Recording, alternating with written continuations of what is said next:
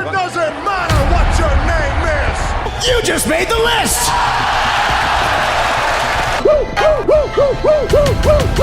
Rest in peace. Tell me, he didn't just say that. Brother, bro, brothers, bro, brothers, brother, brothers, brother, brother, brother, brother, brother, brother, brother. You are not ready for. Yeah.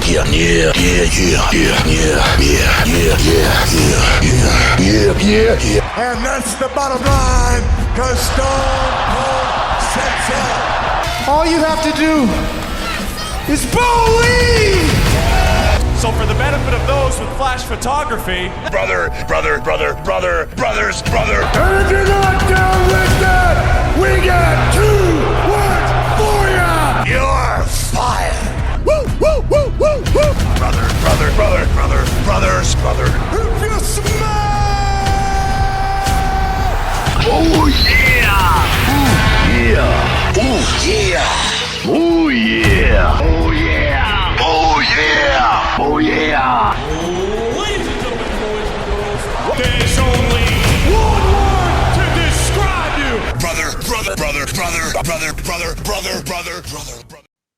Hello, everybody, and welcome to the very first edition of Hidden Gem Hunters, the search for wrestling's forgotten classics. I am Alec Burnett, alongside my co-host, Mr. Peter Nixon.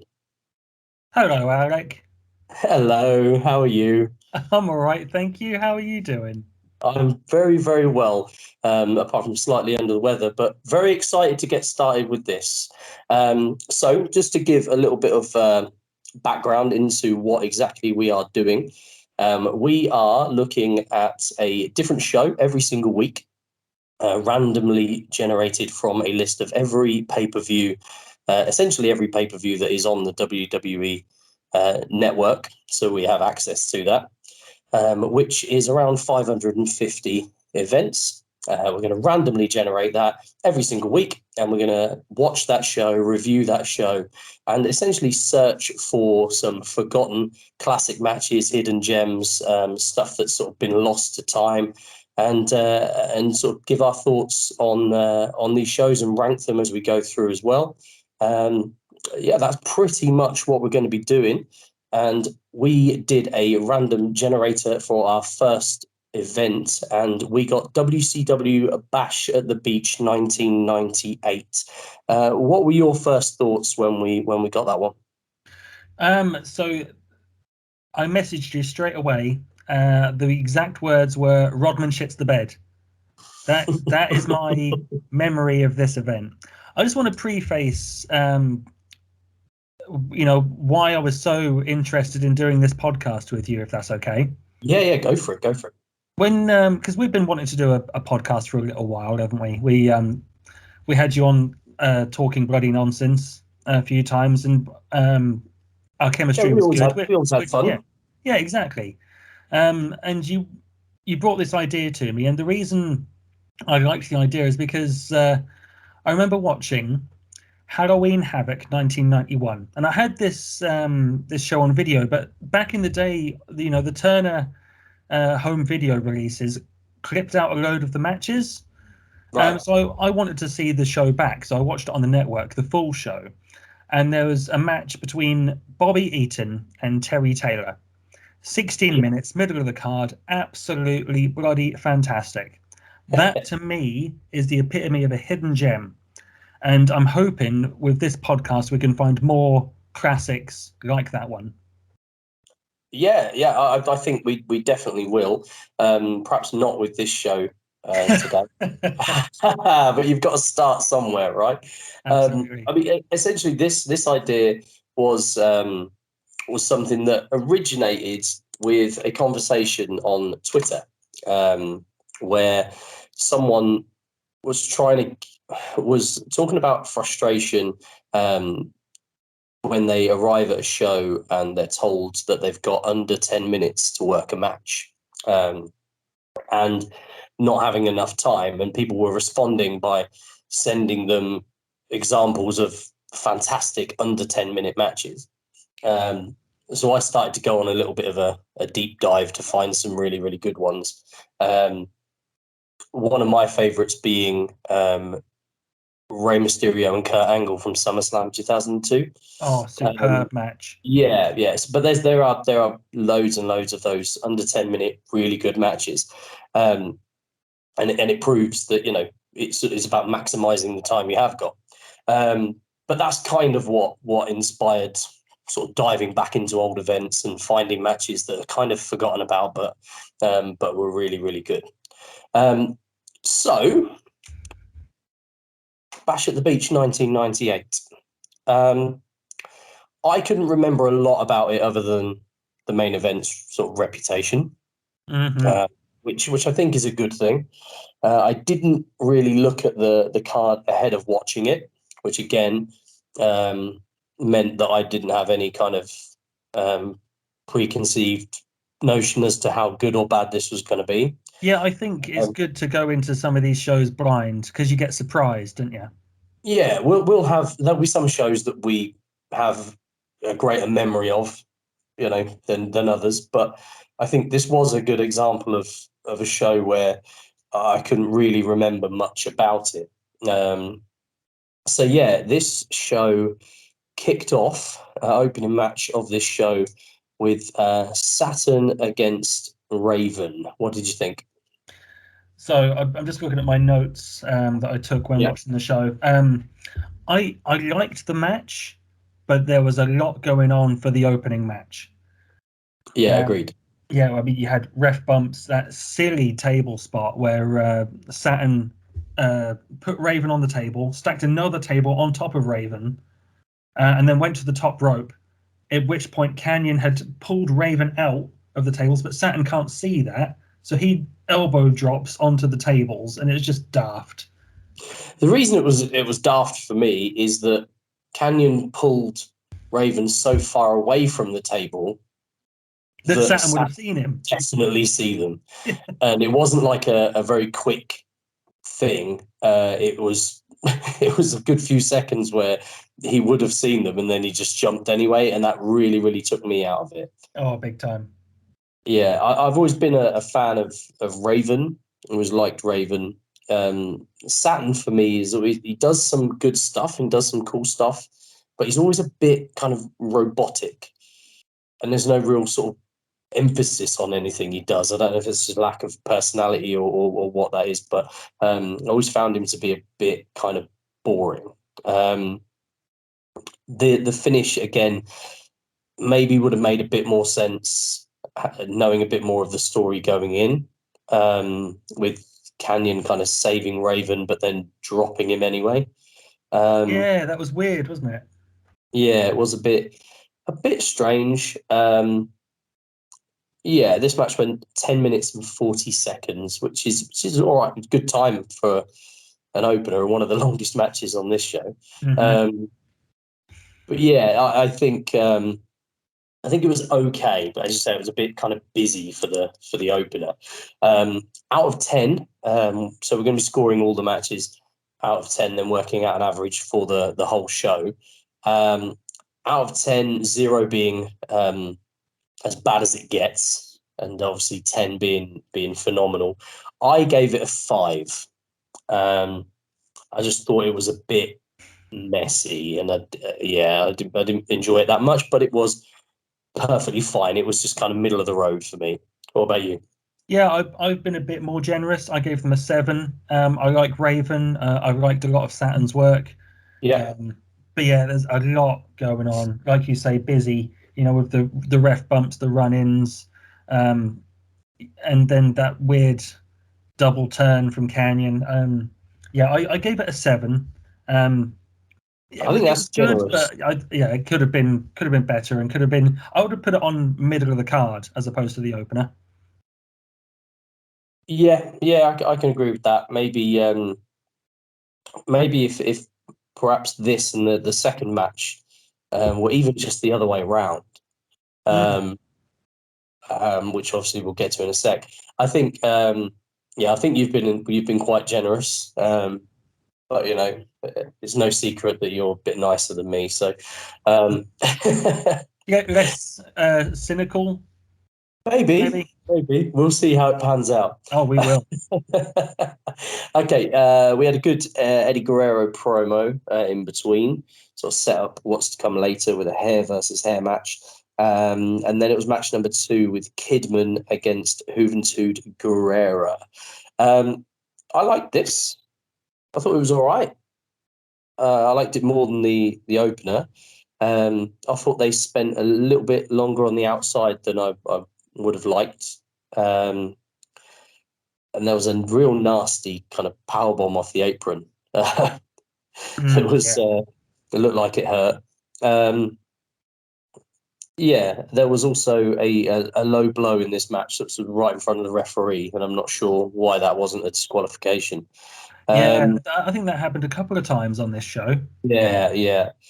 Um, but it's amazing, really, when you look at on this match, and there's a few other people as well. But like Hoovie's 23 in this match, and already really really good. So Yeah. I was always a big fan of Hoovie. I mean, from my understanding, he's kind of a bit batshit, but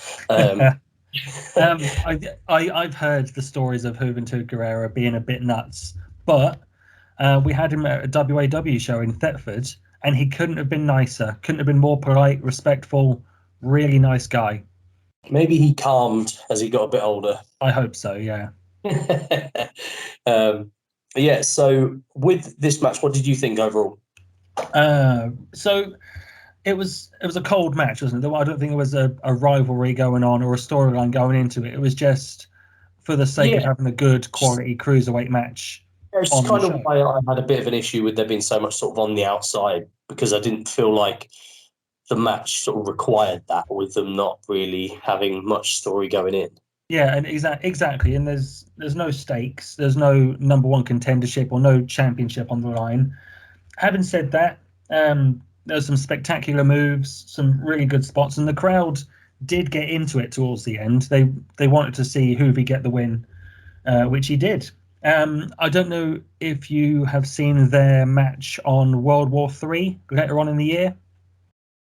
I will have done, because I've pretty much during that era seen everything, but just not for a long time. So Yeah. um, So yeah, was their that match at World War better? Three, because Kidman had broken out of the flock at this point, and Hoovie had turned heel, and he was in the LWO with Eddie Guerrero. Okay, so roles reversed. Yeah, they had the storyline going on. They had the stuff with Ray not being in the LWO or being in it, but under duress. And there was a lot of storyline stuff going on, and the match was much better, and the crowd were really into it. Yeah. I would have given that match a 9, but I'm giving this one an 8 because it like I say, it was cold, but it was good. I think it was the best match on this show. Yeah, I gave it a 7. So yeah, I thought it was a big improvement on the first match. I think this would have been better put as the opener. Yeah, But yeah, I think 7 for me was a good score for what was a good match. And like you say, it's fun kind of looking back now and seeing stuff that at the time was kind of new and exciting, and now you see it all the time. Um, I think that's kind of maybe a bit of the issue. There's no new stuff to do anymore. It just has to get more crazy. Everything's kind of been done now. Um, so match 3, kind of a nothing match. So we had Stevie Ray against Chavo Guerrero. So this is meant to be a kind of a match where Chavo has to have a match before he has his match, if that makes sense. Because it makes sense. Yeah, he's scheduled to have a match against Eddie Guerrero in a hair versus hair match immediately following this. So this is kind of, I guess, to soften him up. Um, yeah, I think we could probably lump this together pretty quickly. Do you even want to rate this match? Because it wasn't even a match, really, was it? The bell rang. It's a match. Oh, It's okay. it's going on the list. So yeah, the essentially Chavo offers a handshake. Stevie Ray accepts that handshake. Chavo kind of doesn't let go of the handshake and kind of submits from it immediately, meaning that the match is over, right? That's kind of how I understood it. Absolutely, because he's saving himself for the match against Eddie Guerrero, where his hair is at stake. Yeah, so it's a clever little move. I did rate this. I gave it a 2, just because I thought it was a clever little way of getting into the next match. And I actually thought that Chavo throughout this was quite entertaining, being a bit nuts and yeah, I found him quite entertaining in this, even though it was only 1 minute and 35 seconds. Yeah, I agree. I also gave it a 2. So I liked the bit where he's trying to evade Stevie, and then finally accepts the handshake and taps out. And yeah, I thought he was entertaining in this match. But I just the whole crazy Chavo gimmick where he came out with the horse Pepe, it never worked for me. I just didn't buy it. I don't know how you feel about crazy Chavo.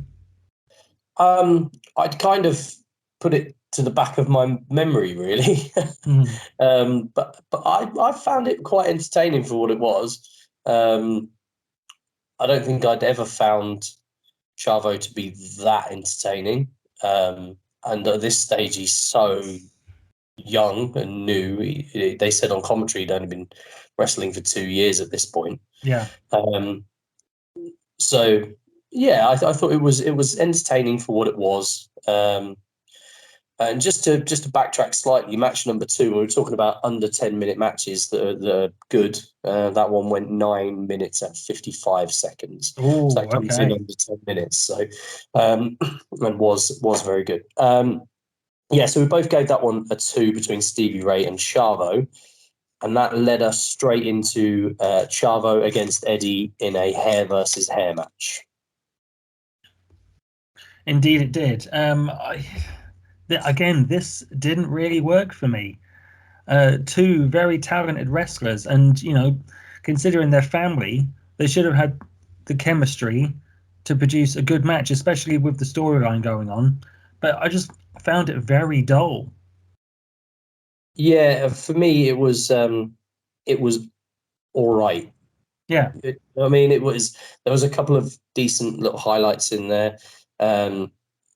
Yeah, I'm used to seeing someone with longer hair up for grabs in a hair match. Exactly. Yeah. So it's pretty short already. Eddie's Eddie, so smooth with everything he does. But as you say, it wasn't like they had this amazing chemistry that maybe you thought they would have had going in. Earlier in the show, when Eddie did the promo and said, that he's against Chavo later in the show, I was like, ooh, because I hadn't looked at the cards. I was like, ooh, that could be a good one. And this disappointed a little bit because I think expectation would be a little bit higher. Yeah. Yeah, I'm with you. Considering, they did go on to be a very good and successful tag team, I thought the chemistry would have been there from the start, but it wasn't. Not for me anyway. Yeah. What did you score this? I went with a 6. And honestly, I think I'm being generous there. Yeah, I went with a 6 as well. Yeah, and I agree with pretty much everything you said there. This went 11 minutes and 54 seconds, which, apart from the main event, was the longest match on the show. Ooh. And maybe this one should have been one of the ones that went a little bit less time. I don't know, but yeah, it was all right. It was all right. Yeah, certainly not a hidden gem. No, I wouldn't consider it to be. Okay, match 5 on this show. Disco Inferno, who came to the ring with Alex Wright, against Conan with Kevin Nash and Lex Luger in his corner. They were, of course, the NWO Wolfpack at this point. This was short. I'm totally stealing the disco ball entrance graphic though for AJ Boogie. Oh yeah, Because that was the best thing about this, I think. Yeah, I didn't have high hopes when I saw it was Disco against Conan. No, that's exactly what I said when they announced it would be Disco Inferno versus Conan. I said to Kaylee, "God, this is going to be bad." And I know you said it was short. Thank God it was short. Yeah, it was 2 minutes and 16 seconds, and I was fine with it being 2 minutes and 16 seconds. Yeah. It might just be me. Conan's a weird one for me because he's obviously charismatic, but it's like he doesn't put anything into anything. Yeah. Like if he sends someone off, he just kind of grabs them by the wrist and they go. Like I don't know. He just puts no emphasis on anything that he does. And he also, when he was getting attacked on the outside by Alex Wright, he's just no-selling everything. Exactly. He's very what's the word? He's paint by numbers. Yeah, he seems lazy. Yeah. Me. Yeah, he's formulaic. Yeah, maybe it's a case of, you've got Conan, Nash, Luger, and they're in a segment on pay-per-view with Disco and Alex Wright that makes you act like that. I don't know. But he was always like that, especially in this era. Conan never put any real emphasis into his matches. No, I agree. I thought the sort of torture rack on the outside being the distraction for the referee, and then the power bomb was as good of a finish as you could have had with all these people out there. Yeah, it got a nice pop. The NWO, especially the Wolfpack, were over in this period. I've still got an NWO Wolfpack T-shirt. I was a big Wolfpack guy. Yeah. I very nearly because they started selling those Wolfpack T-shirts again, and I very nearly considered purchasing one. They were a very cool group. So, what did you rate this short little match? I gave it a 3, and I would like to add that Alex Wright gave Kaylee the ick.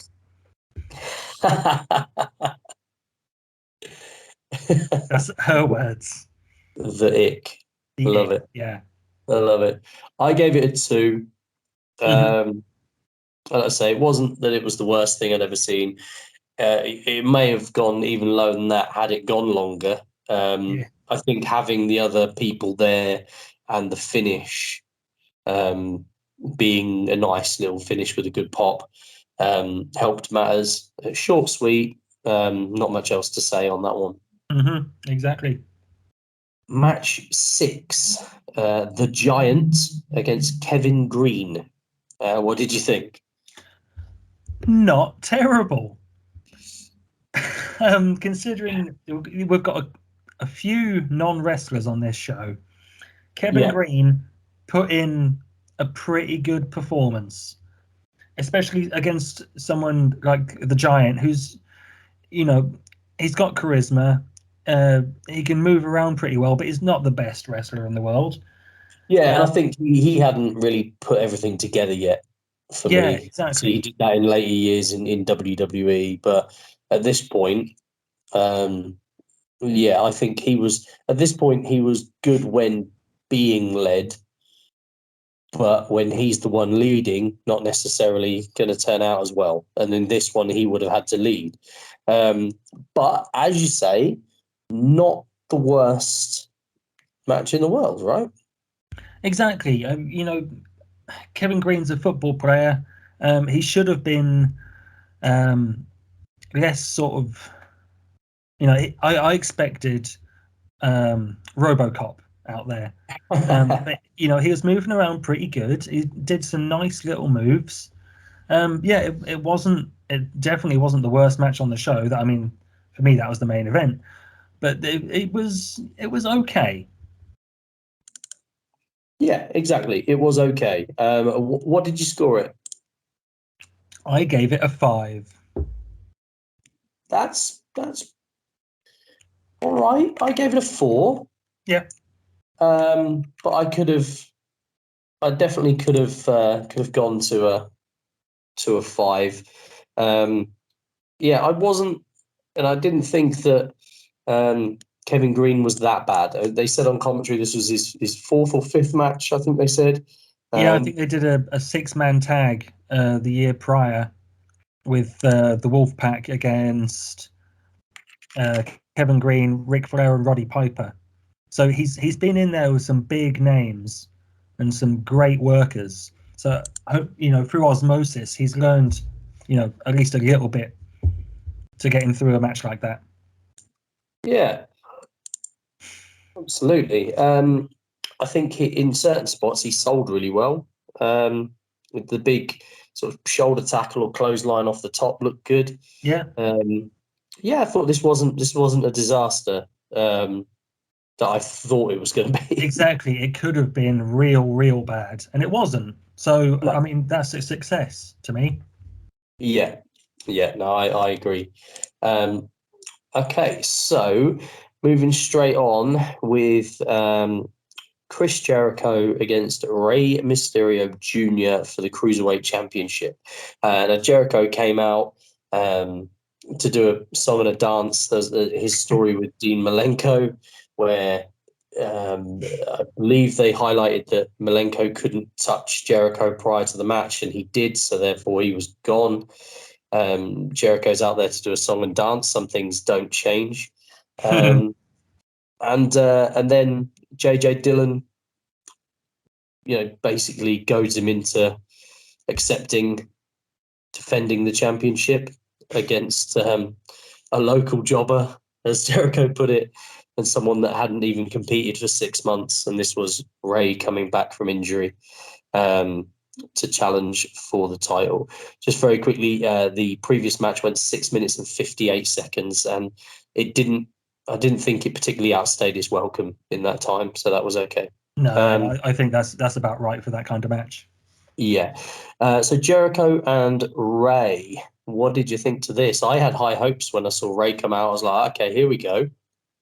Yeah, I mean, we've seen Rey Mysterio and Chris Jericho have good matches together, you know, previously and in the future. I loved the bit beforehand with Jericho and JJ Dillon. I thought that was masterfully done. It let the crowd, you know, the people that know wrestling and are smart fans, they would have guessed that it was Rey Mysterio. So it was almost rewarding for them when they start saying he's a local lad. Everyone knows Rey Mysterio's from San Diego, which is where the event took place. Yeah. And competed in 6 months. Young lad. You know, so all the hints and clues were there. And if you're smart, you would have figured it out. So the crowd that got it. I thought that was really cool. And it made Jericho look like a goof. And, you know, and he plays that role really well. Yeah, he does. Yeah, he does. Getting to the match, I thought it was disappointing, but I think that is because Ray came back too soon. You know, he had that real bad knee injury, and he was back in the ring 6 months later. He should have taken a little bit longer to heal, and it hindered his career going forward. I know he's all good now due to some miraculous stem cell treatment or something, but I think he should have taken a little bit longer out. Yeah, he's, you know, having that big clunky knee brace on, kind of.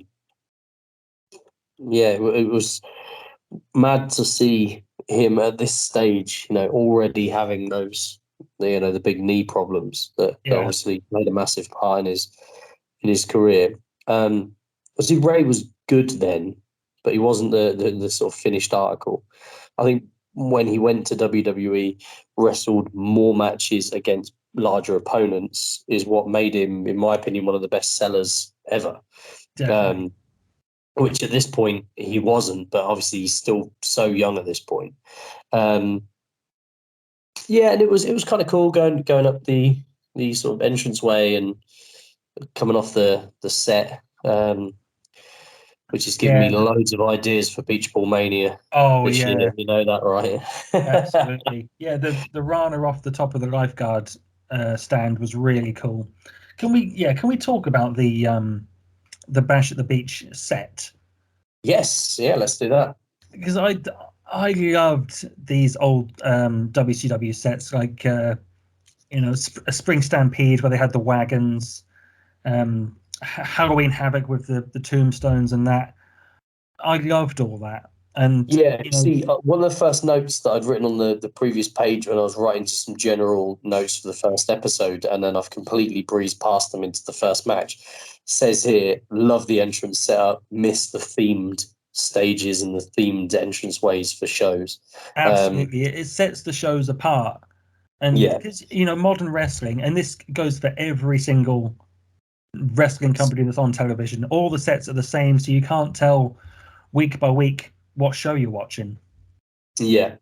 I think even sort of after this, at WCW, obviously, some of theirs were a bit more cartoony, like the Halloween Havoc and Tombstones and the beach set and all the rest of it. But I even miss like the giant swinging things on Backlash. Yeah. Do you know what I mean? Like, and there was a really cool stage in 2004 for Judgment Day with the giant crosses, and some of them have been really, really good. But as you say, now everything's, especially like WWE, everything's so clean and everything has to be a screen. Exactly. I think that in a way has kind of lost, each show's lost its kind of individual personality. Exactly. Which is a shame. Definitely a shame. Yeah, I'd love to go back to this era and have these kind of sets again, but I can't see it happening anytime soon. No, and I mean the noticeable thing here was, if you look at the arena, it's a massive arena, huge crowd on for this. Yep. The stage isn't massive. Yeah. And there's two small screens. Everyone's got the same entrance graphic that just says their name. Yep. It says Bash at the Beach and then their name underneath. So I just think, having the beach set up and the sand castles and the giant beach pools and the lifeguard tower and all of that just set it apart and, gave it a lot more personality. So back to Ray and Jericho.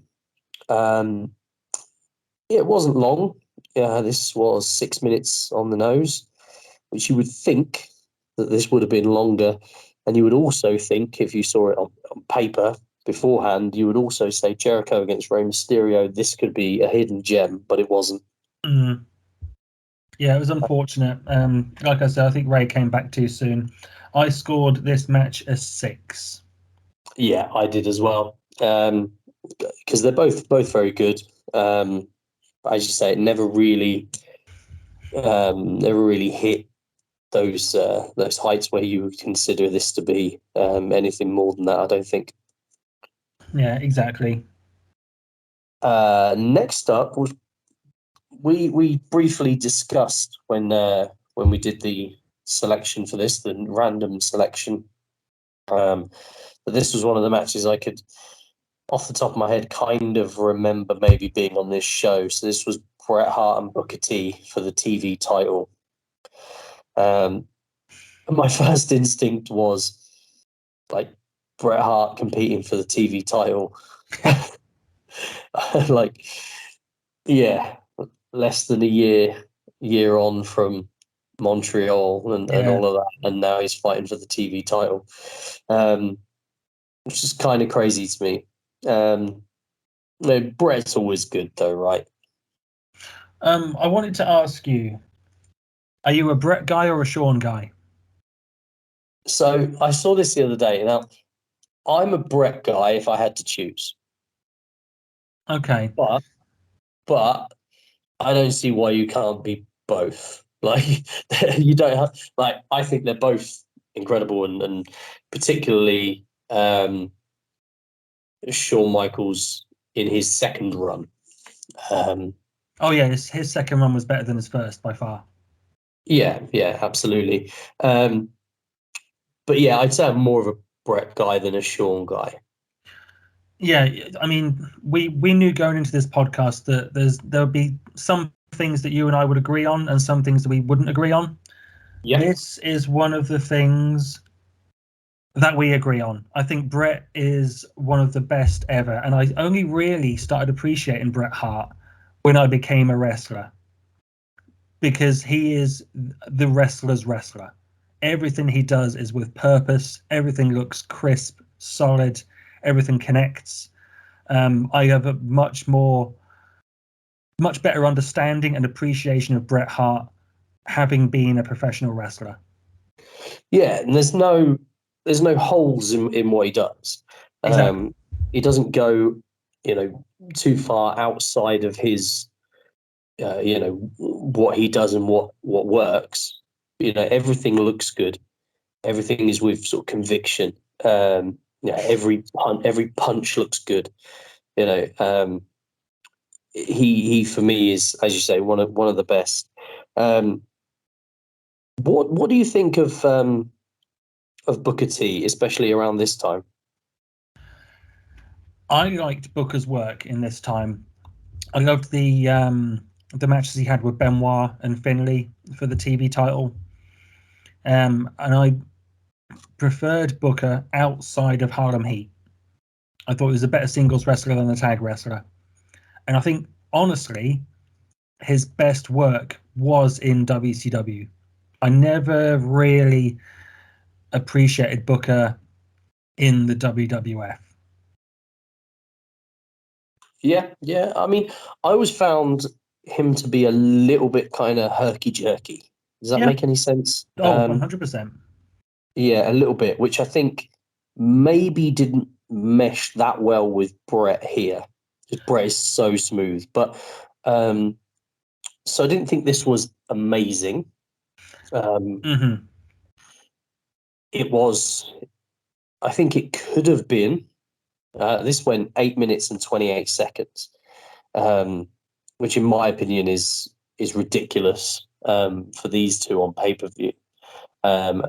And they could have had a far better match with more time, I think. Exactly. I think this match was a total waste of Bret Hart. Yeah. Like you said, it was for the TV title, and the match was purely a backdrop to enhance the Booker T Stevie Ray split angle. And we know where And Stevie joined the NWO. You knew, well, you never really know with WCW, but you kind of knew that Brett's not winning the TV title. He's not going to win the third tier belt. But you also knew he probably wasn't going to get beat by Booker T. So you knew there'd be some sort of weird, screwy finish, which there was. This was a DQ. I was looking forward to this one going in, and it didn't live up to what I wanted. I thought this, because I remembered that this was on the card, but I couldn't remember how long it went. I couldn't remember anything about it, and I thought maybe this will be the our first sort of hidden gem, but I don't think it was. No, it wasn't. Booker and Brett did have a very good match on Nitro. I think that might have been before this event. They went. Yeah, and I think I'm potentially confusing the two because I remember there being a really good match between them. Yeah, I think it's on one of Brett's DVDs. I'll have to get it out and have a look. I thought it was on one of the Nitro DVDs. So yeah, I mean, we're only doing pay-per-views here. Maybe we could, at some point, go and look at that match again and see if that's a hidden gem. but this certainly is not. What I was thinking as well is, as a way of interacting with those that listen, as well as throwing it out to people. If there are any television matches that they want to suggest that we take a look at, then obviously we can kind of maybe look at one of them, each week potentially. Might be a good idea, because then we're covering some other stuff as well. Because this is obviously intended to be a real hunt for those forgotten gems. So. What did you rate Bret Hart and Booker T? 5 times, sucker. So I gave it a 6, but I think that is a generous 6. Because I don't think they did anything wrong in this. No, but it was just utterly pointless. Yeah. And yeah, obviously you can see from the end that they're building Stevie and Booker split. So yeah, Bret Hart is kind of a backdrop to that, which is madness, really. Okay, so we're really getting through the pay-per-view now. Only 2 matches left, and number 9 is the World Championship match, the first title defense of Goldberg against Kurt Hennig. So this immediately kind of follows on from Goldberg beating Hogan in the Superdome, right? Yeah. The Georgia Dome. Georgia Dome. Yeah, with that huge crowd. Oh, what a moment! Ridiculous pop. Yeah, exactly. Which WCW got quite a lot of criticism for not putting that on pay-per-view, but they put it in that arena in his hometown when the most people would be watching. And they knew the TNT execs, the Turner Network execs, would be in attendance to see this big moment, to see the massive crowd, and to see this huge pop. So I do agree with Bischoff, and I think putting it on TV was the right move. And even considering that it had no publicity, they announced it on Thunder 3 or 4 days before Nitro. So they got zero build up. But they were able to build it up through the length of the TV show itself. With Goldberg defending the US title against Scott Hall, earlier in the night. Yeah, I think it was easily one of the best moments in WCW history. Yeah, exactly. The issue, though, is obviously everyone had got so used to Goldberg's quick matches, and then he's the world champion. So you either keep his championship matches as short as all of his matches had been, or you start having him work longer matches and then potentially sort of exposing him and some of his shortcomings. So I think that's kind of a bit of the brick wall that they hit with him as champion. Would you agree with that? Totally. Goldberg, for me, had 2 good matches in this era. One is against DDP, and one's against Raven. Yes. Yeah, I would agree with that. I mean, some of the squashes are fun, but in terms of actual good matches, what did you think of this one? Just formulaic Goldberg, innit? Yeah, absolutely. Just the same old shit. And it was working at the time, so I'm not criticizing it. And Hennig got up there for Goldberg's big moves. I mean, there was Goldberg chants through other matches. That's what the crowd wanted at that time. It was so over. Like the commentary team at the start of the show, sort of, going through everything we're going to see, and all you can hear is the crowd chanting Goldberg. Mm-hmm. It's so over at that time. I always found, because Goldberg does some of these weird sort of judo takedowns and things. Yeah. And I get it, but it's still really off-putting. It's like, he did that roll through, which would usually end up in a leg bar or a knee. He just lets go. Yeah. Lets him go. Yeah, that was weird. Yeah, really strange. Always kind of takes me out of it a little bit. At this point, Goldberg was 111-0 in his win streak. Mm-hmm. His supposed win streak A lot of people say that they added numbers to that on the house shows that he wasn't even on, the imaginary house show schedule that he had. But And there were televised matches before he made his official debut where he lost. Yeah, I found that out recently. Yes, he did compete a couple of times as Bill Gold. Yeah. But that doesn't count. That's fine. You can just, if you just never mention it again, it never happened, right? Well, exactly. Yeah. Whoever wins the battle rewrites history, or something, some expression like that. Something like that, yeah. Revisionist history. Yeah, I love Kurt Hennig. I think by this point he wasn't what he was previously. I will. I'll correct you on that. Do you love Mr. Perfect or do you love Kurt Hennig?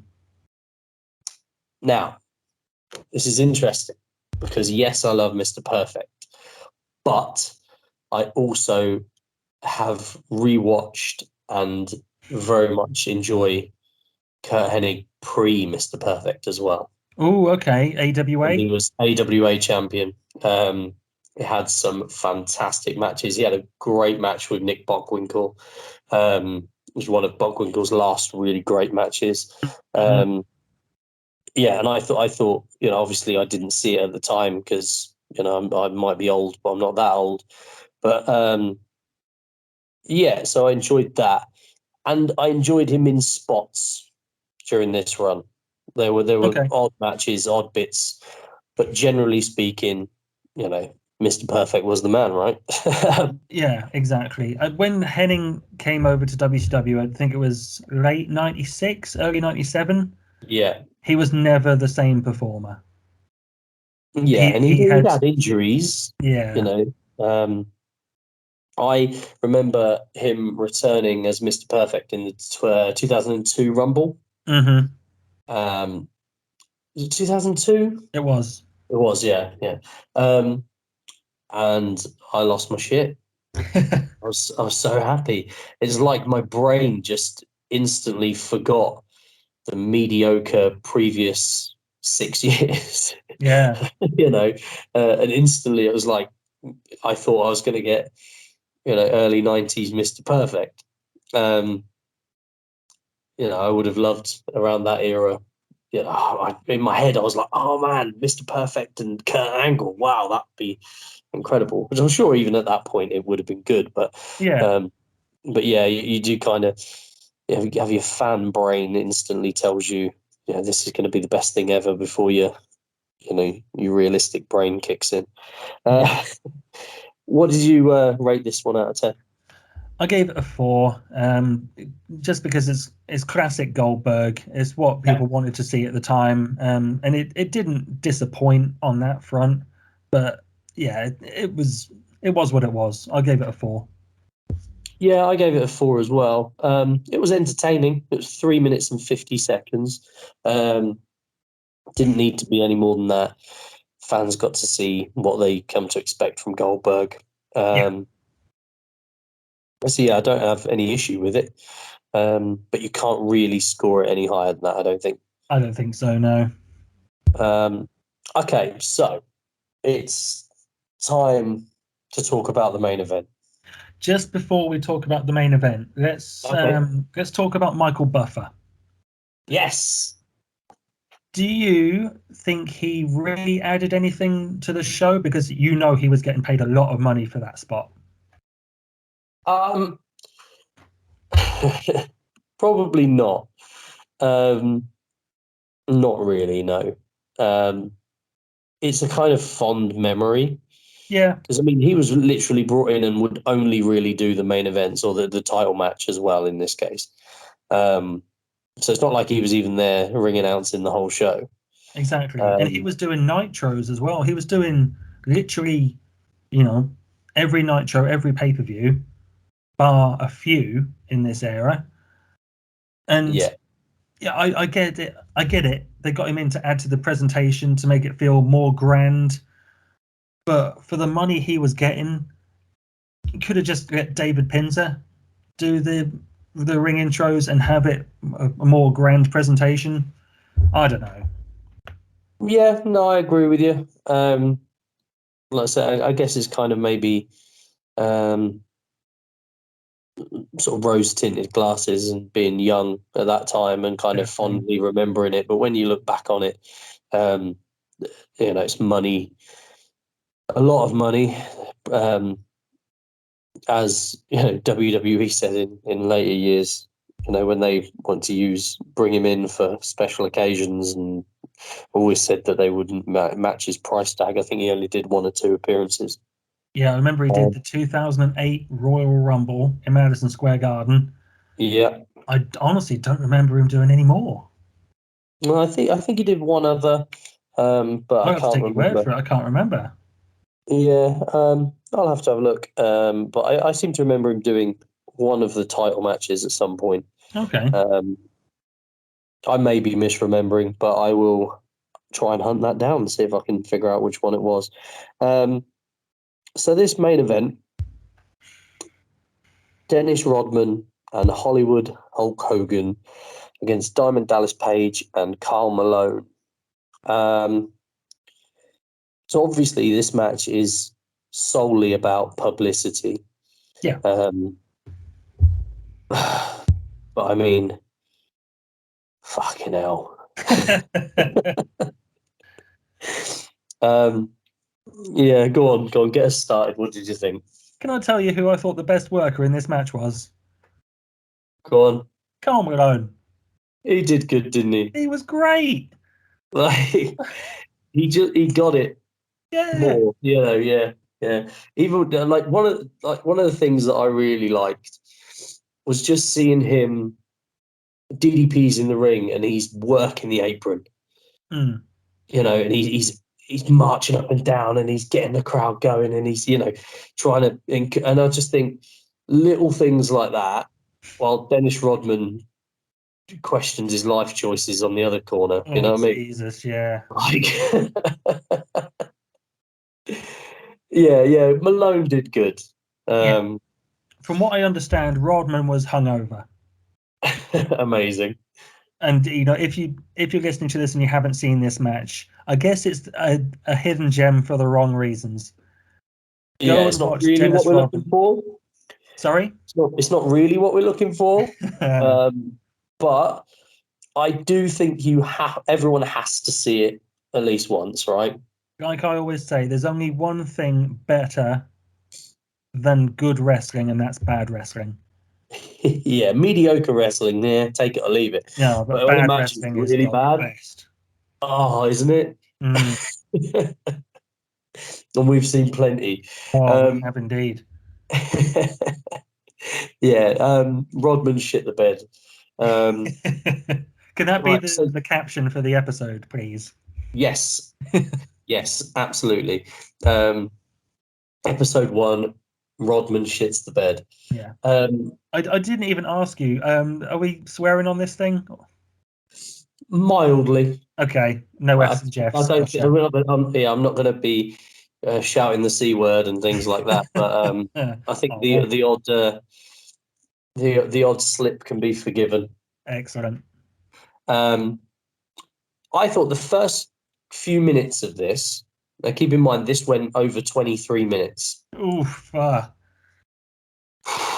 Which is why Brett didn't get more than 8. So this went 23 minutes. The first few minutes before it all went wrong, it was okay. Mm-hmm. And then it went wrong. Hogan's bits with Malone were okay because they didn't do anything complicated. They kept it simple. Yep. When Page got in there and started running the ropes and doing sequences with Rodman, Jesus Christ. They're just running into each other. Yeah. And it was bad. At one point, Rodman goes falls forward, but almost against DDP. Mm-hmm. So as he face bumps, on his belly, his head goes all the way back, and it's just nasty. And I was like, yeah, time to go home. Yeah. And they still wrestled for another 20 minutes. Yeah, I watched it. I was making quite a few notes for the other matches and stuff. I didn't make a lot for this. I've literally got starts okay, Rodman shits the bed, Malone did okay. That's pretty much sums it up. And the crowd were chanting boring. This was a match for the publicity and not for existing wrestling fans and WCW fans at the time. Exactly. Did you see the previous year's Bash at the Beach where Hogan and Rodman wrestled Luger and the Giant? Yes. So Rodman looked pretty good in that match. He was doing slams and he arm dragged Luger at one point and the crowd popped big. They tried to do the exact same thing in this match, and it's the only good thing Dennis Rodman did in this match. Yeah. They even tried to do it again and it messed up. Sorry. So, I mean, I think any time that the longest match on the show, the main event match, is the worst match on the show, there's something wrong. Mm-hmm. And it leaves a sour taste. I think part of the problem with this pay-per-view is that match was really bad and nothing before it really knocked it out of the park. Yeah. So you've not even got that to fall back on. You know, if you'd have said, okay, yeah, the main event was poor, but you know, Brett and Booker went 15 minutes and it was great, you know, then it's a bit of a different story. But I don't really think that's the case here with this one. Yeah, exactly. Like we say, we're on the search for hidden gems, and although Kidman and Hoovy was really good, I still wouldn't class it as a hidden gem. So No. you're right. The main event had nothing to fall back on. Yeah, what did you rate it out of 10? 3. A 3. I gave it a 2. Mm-hmm. And that's probably a point for each of the good bits. Yeah. Yeah, I gave it a 2. Yeah, I think Hoovy and Kidman, probably the best match on the show. And a decent example of, you know, sort of a good under 10-minute match. I thought it should have been the opener. But yeah, even that, I wouldn't put it on our sort of hidden gem list. So yeah, first episode is a no-go for that list. We've not managed to find one. I know. I'm disappointed. I feel like we should put Kidman and Hoovy on the hidden gems list just because it's our first episode, but we need to stick to our guns. Yeah, exactly. Otherwise, this list is going to be thousands long by the. Yeah. You know, it's we need to be strict and not just throw anything on there. Yeah. So, looking at the scores on the doors as we went through this, your scores and mine combined to give us an average out of 10 for this show. Okay. And this show scored a 4.5 out of 10 overall. How do you feel about that? Oh, even that sounds generous for this pay-per-view.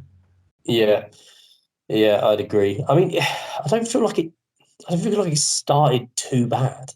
Yeah. The opener was the first two okay. matches were the best part of the show. Yeah, and sadly went downhill from there. Oh, big time. Yeah. Okay, so that is WCW Bash at the Beach 1998, our first show review. No hidden gems found on Oh, episode 1. And you know why? Because Rodman shit the bed. he did indeed. That is why. We gave that show a 4.5. We'll keep track. So we're also kind of ranking every pay-per-view ever as well with this. Obviously, depending how long we go. It'll take us many years to get through them all. We'll be old and grey as they keep happening as well. So I'm already old and grey, mate. Exactly. Okay, so 4.5 out of 10 for Bash at the Beach 98. But we need to see what we're going to be looking at for next week. Now, while I just fire up this random number generator, I will say again that if anyone has any matches from TV, so WWE TV, WCW, anything we can find generally on WWE Network or available for free on YouTube or anything like that we can access, that's not on pay-per-view, that you think is a forgotten classic or a hidden gem or something like that, then by all means do let us know and we'll have a look at those as well, because we really just want to find really good matches that just don't get the attention or get talked about. I think a lot of these pay-per-views, especially, are going to have them. And I think a lot of the time as well, when you look at a lot of the WWE pay-per-views, they're, you might remember things that happen on WrestleMania, right? Or SummerSlam and things like that. But are you going to particularly remember a middle of the show banger that happened on like Unforgiven one year? Do you get what I mean? Like the lesser pay-per-views, but there's some really good matches in amongst all of it. So we are going to find them. Exactly. And when it comes to hidden gems, like, we know if WrestleMania 13 comes up, we know Brett and Austin is a classic. That's not a hidden gem, in my opinion, because everyone knows it's good. Everyone knows it's one of the best matches of all time. So when people write in like it's the 90s, when people tweet us or whatever, or message us and say, oh, you need to watch, I'm struggling to think of an example, Bret Hart versus the 1-2-3 Kid from Raw. We've seen it. It's not a hidden classic. Yeah. So it sounds so harsh, but don't waste our time. Send us stuff we haven't seen. Send us stuff that might be new to us. Yeah. There are the obvious, there are the obvious ones that I'm sure will get suggested, even though you've said that. But we will ignore them. We will simply be looking for stuff that just doesn't get talked about. So this list of pay-per-view events is 548 events long. Bloody hell. I will generate a random number generator to give us a number for week 2. And Are you ready? Point out this is all from the WWE Network, so it's all stuff that you can view at your leisure. Yeah, so the WCW events are on there, WWF into WWE, and ECW pay-per-views are also on there. Come on, ECW. So yeah, you can. We'd love it if you sort of watch the event, between now and the next episode, next week. Watch the event. Let us know what you thought. Give us your sort of scores or anything that you thought was a hidden gem on there. Love to be really sort of interactive with this and get people talking and sharing these forgotten great matches. Okay, so here we go.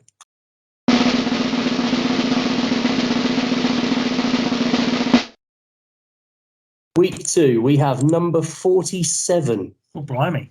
So it's going to be an earlier one. Yeah. So let me just go down this list.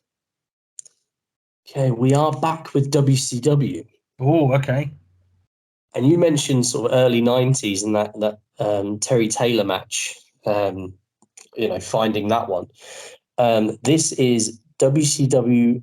Oh, it's still a beach themes. We're at Beach Blast 1992. Oh, yes, there's Cactus Jack and Sting. Yes. So, can you remember anything else from that show? No. Exactly. That's the thing with a lot of these shows. You're going to remember like the main event or one particular match that's sort of gone down in history. But yeah, the card is going to be a complete surprise for me as well. Other than that, I can't remember anything off the top of my head. Oh, I'm excited for this. Yeah, I think this could be good, right? Yeah. There's always some really good stuff around that point that just doesn't get talked about. And more importantly, there's some really terrible stuff. Oh yeah, you know it. Great, yeah. So WCW Beach Blast 1992. So by all means, to those listening, give that a watch this week and let us know what you think of it. And yeah, we will be back next week with WCW Beach Blast 1992. Are you excited? I think. Do I sound excited? Because I am excited.